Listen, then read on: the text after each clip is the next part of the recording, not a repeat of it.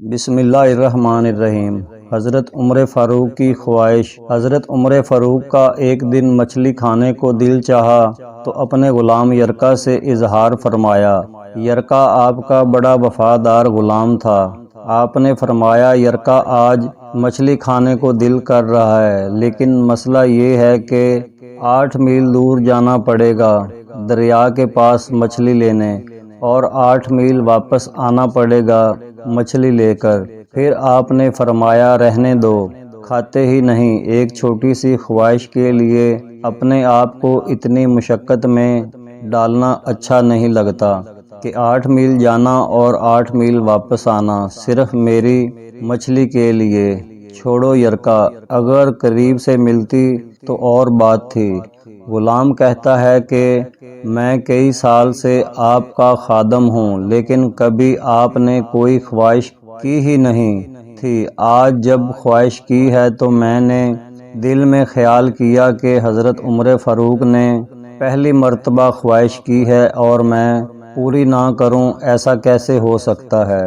غلام کہتا ہے کہ جناب عمر ظہر کی نماز پڑھنے گئے تو مجھے معلوم تھا ان کے پاس کچھ مہمان آئے ہوئے ہیں، عصر ان کی وہیں ہو جائے گی۔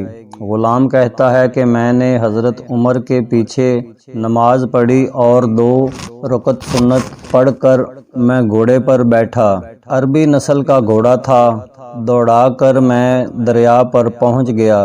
عربی نسل کے گھوڑے کو 8 میل کیا کہتے۔ وہاں پہنچ کر میں نے ایک ٹوکرا مچھلی کا خریدا اور حضرت عمر رضی اللہ تعالی عنہ کی عصر کی نماز ہونے سے پہلے ہی واپس بھی آ گیا، اور گھوڑے کو میں نے ٹھنڈی چھاؤں میں باندھ دیا تاکہ اس کو جو پسینہ آیا ہوا ہے وہ خشک ہو جائے کہ کہیں حضرت عمر فاروق دیکھ نہ لیں۔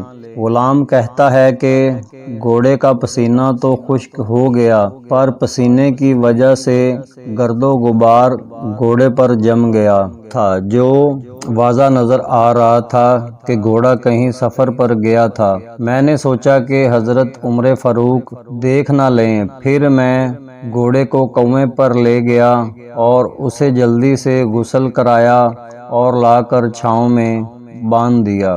ذرا سوچئے کہ ہماری جو خواہشات ہوتی ہیں تو کیا حال ہوتا ہے، لیکن یہ خواہش ہے کہ پوری کر کے ڈر رہے ہیں، کیونکہ ضمیر جو زندہ ہیں۔ فرماتے ہیں، عصر کی نماز پڑھ کر حضرت عمر فاروق آئے تو میں نے بھی نماز ان کے پیچھے پڑھی تھی۔ گھر آئے تو میں نے کہا، حضور، اللہ نے آپ کی خواہش پوری کر دی ہے، مچھلی کا بندوبست ہو گیا ہے اور بس تھوڑی دیر میں مچھلی پکا کے پیش کرتا ہوں۔ میں نے یہ الفاظ کہے تو جناب عمر فاروق اٹھے اور گھوڑے کے پاس چلے گئے، گھوڑے کی پشت پہ ہاتھ پھیرا، اس کی ٹانگوں پر ہاتھ پھیرا اور پھر اس کے کانوں کے پاس گئے اور گھوڑے کا ایک کان اٹھایا اور کہنے لگے، یرکا، تو نے سارا گھوڑا تو دھو دیا، لیکن کانوں کے پیچھے سے پسینہ صاف کرنا تجھے یاد ہی نہیں رہا، اور یہاں تو پانی ڈالنا بھول گیا۔ حضرت عمر گھٹنوں کے بل زمین پر بیٹھ گئے اور کہنے لگے، او یرکا، ادھر آ، تیری وفا میں مجھے کوئی شک نہیں ہے، اور میں کوئی زیادہ نیک آدمی بھی نہیں ہوں، کوئی پرہیزگار بھی نہیں ہوں۔ میں تو دعائیں مانگتا ہوں، اے اللہ، میری نیکیاں اور برائیاں برابر کر کے مجھے معاف فرما دے۔ میں نے کوئی زیادہ تقویٰ بھی اختیار نہیں کیا۔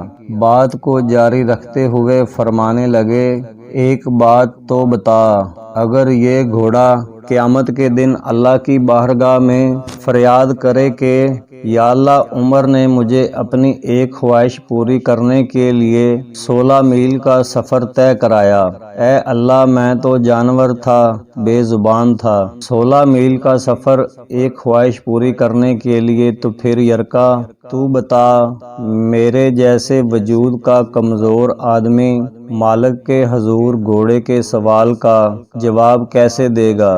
یرکا کہتا ہے میں اپنے باپ کے فوت ہونے پر اتنا نہیں رویا تھا جتنا آج رویا۔ میں تڑپ اٹھا کہ حضور یہ سوچئے ذرا، آج تو لوگ اپنے ملازم کو نیچا دکھا کر اپنا افسر ہونا ظاہر کرتے ہیں۔ غلام رونے لگا تو حضرت عمر فاروق کہنے لگے اب اس طرح کر، گھوڑے کو تھوڑا چارہ اضافی ڈال دے اور یہ جو مچھلی لے کر آئے ہو اسے مدینہ کے غریب گھروں میں تقسیم کر دو۔ انہیں یہ مچھلی دے کر کہنا کہ تیری بخشش کی بھی دعا کریں اور عمر کی معافی کی بھی دعا کریں۔ جزاک اللہ۔